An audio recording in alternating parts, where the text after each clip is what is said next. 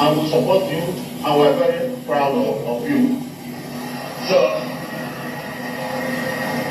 now, I saw the President Association coming here from Lagos. I want to let our people in Lagos to know that on Wednesday, I called a meeting of Organization Council of Elders worldwide, and we explained the events in Lagos. And I want to tell you that we have people who attended the branches in America, in Canada, in Europe, in London, and Nigeria.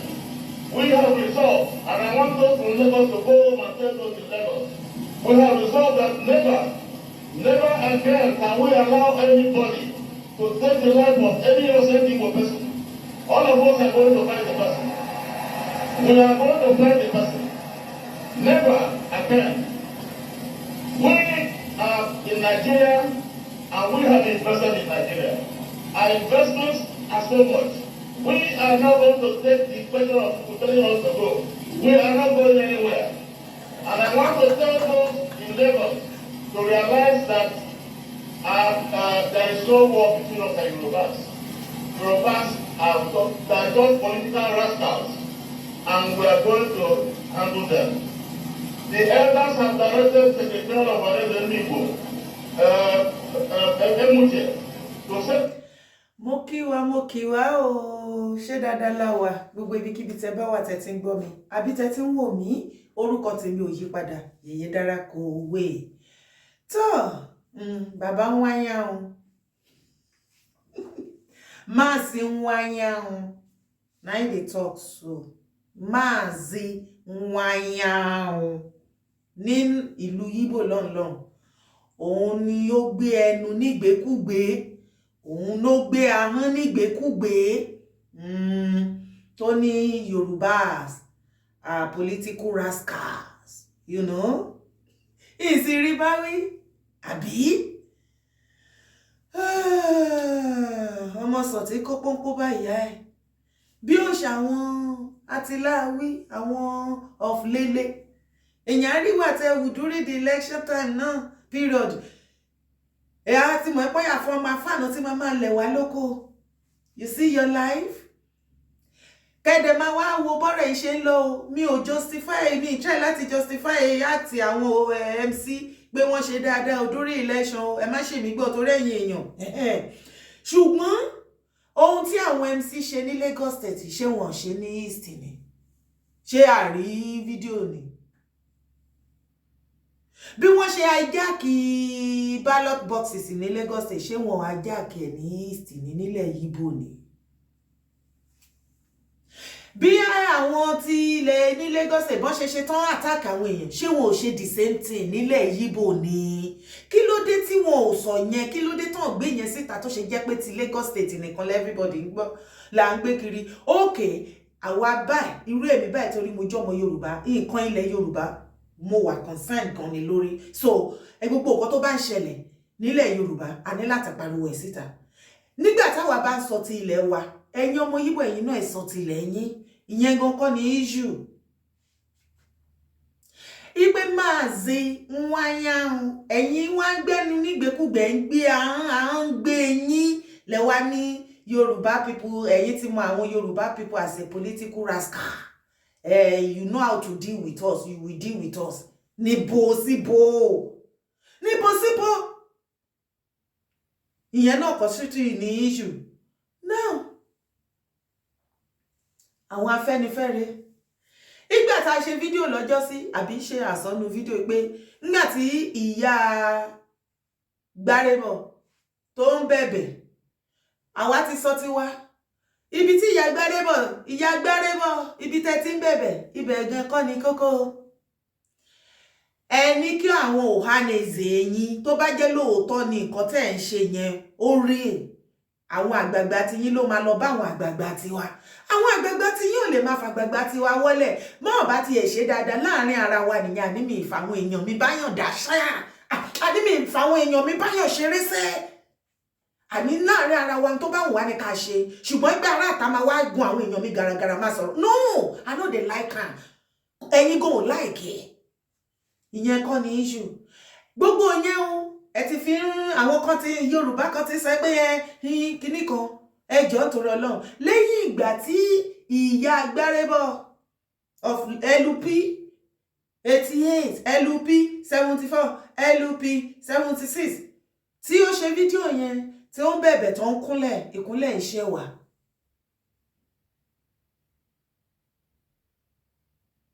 After tó ṣe fídíò yẹn òun ni Mazi Iwuanyanwu làwọn náà tún gbẹnu gbèkúgbè wípé political rascal làwa Yorùbá àwọn máa dín pẹ̀lú wa irú ohun wo nìyẹn irú ọ̀rọ̀ èdè burúkú wo nìyẹn bẹ́ẹ̀ nípa ọmọnú yín lajẹ́ bẹ́ẹ̀ ni pé bóyìnbó yín lajẹ́ sí finish. Anyway àwọn Afẹ́nifẹ́re ti reply wọ́n ní ó ní láti come out and apologize for that statement ipe Yorùbá ó insult àwọn Yorùbá ìyẹn nìkan kọ́ Fẹ́mi Fani-Káyọ̀dé ìyẹn ó ti mú ọ̀rọ̀ ó di ìwì ó lẹ́mọ́gì ni mo gbádùn ẹ̀ láàrin yẹn ló ti ẹ̀jẹ̀ pẹ́ níwèé ẹ̀bẹ̀lẹ̀ fèsì nìyẹn ṣùgbọ́n ó kó fún bàbá Ọbásanjọ́ ǹjọ́ ó jẹ́ mọ̀ wípé bàbá Ọbásanjọ́ wà níbi tí Mazi Iwuanyanwu tó ti ń sọ ọ̀rọ̀ ìsọkúsọ sí àwọn Yorùbá páwọn máa dín pẹ̀lú wa bàbá Ọbásanjọ́ dẹ̀ wà bẹ́ẹ̀ wọn ò sì wúkọ́ ẹ wo ọ̀rọ̀ yìí ẹ̀kọ́ tí ń fojú mú wọn o ṣé ìwé kó ti tójọ́ mẹ́ta kan tá a ti ń gbọ́ oríṣiríṣi wípé bàbá Ọbásanjọ́ ò kì í ṣọmọ Yorùbá Fẹ́mi Fani-Káyọ̀dé ṣe mọ̀ pé ní dúrí rìjíìmù bàbá Ọbásanjọ́ Fẹ́mi Fani-Káyọ̀dé wà lára àwọn tó ṣiṣẹ́ nínú kinní ẹ̀ ó ní bóun ṣe respect sí Ọbásanjọ́ àti wípé the old Ọbásanjọ́ tó ń mọ̀ sẹ́yìn kò ń ṣe the same Ọbásanjọ́ tó wà lẹ́sìn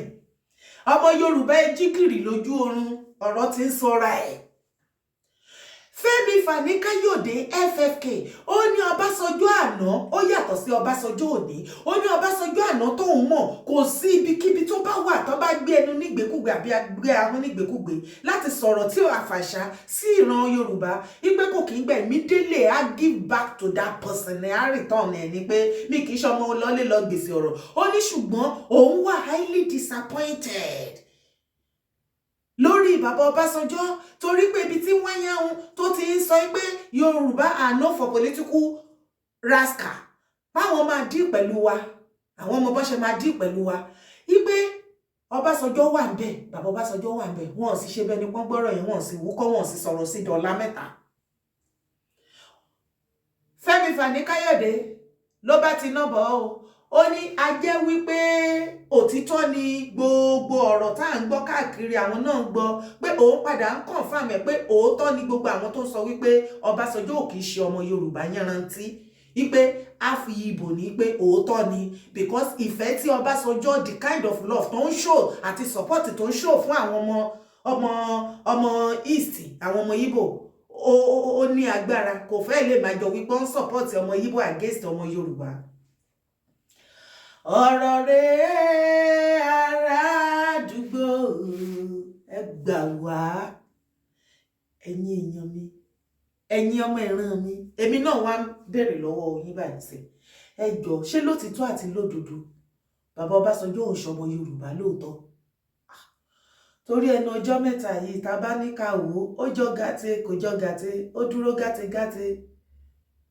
ó ti fẹsẹ̀ méjèèjì tí ró ṣe rí ìwà hóhà ni bàbá Ọbásanjọ́ dẹ̀ ń wù nísìn má lọ rò wípé ìwọ kan o àwọn kan o àgbààgbà kan o bàbá Ọbásanjọ́ kan bì kan o Yorùbá o jẹ́ múra ẹ àní ìdí nìyẹn tó fi jẹ́ wípé Yorùbá nation òun ni only solution tó wà nílẹ̀ yìí ẹ̀yin ọmọ Yorùbá ẹ já lọ́lé àwọn tẹ́ ń bá tó yìí wọ́n ń plánù left right center planning mélòó lẹ́yìn Yorùbá ní má gbàgbé Haúsá Fúlàní plánù tí wọ́n lọ àwọn ọmọ Ìgbò náà pẹ̀lú nǹkan tó ṣẹlẹ̀ lẹ́nu ọjọ́ mẹ́ta mo ń repeat again and again ẹ bá rò wípé ojú àpá ajojú ara o àwọn plánù tí wọ́n lọ ẹ̀yin Yorùbá ibo ni plánù ní ti wà kó má jẹ́ wípé at the end of ìgbà tí gbogbo ẹ bá máa di woro sí woro àti Ìgbò Haúsá Fúlàní wọ́n á kọjú ìjà sí Yorùbá Yorùbá ni ò dẹ̀ dúró lójú kan Yorùbá ni wọ́n ń ṣọ̀tẹ̀ ara wọn kiri ìbáyìí sìn ṣé kò wá tán ṣé omi ò ní tẹ̀yìn wọ̀gbé wa lẹ́nu báyìí ṣé omi ò ní tẹ̀yìn wọ̀gbé wa lẹ́nu báyìí a máa ṣe tẹ́tẹ́rẹ́ àwọn nǹkan tó yẹ ká mú gbọ́ ohun kan mà là mú gbọ́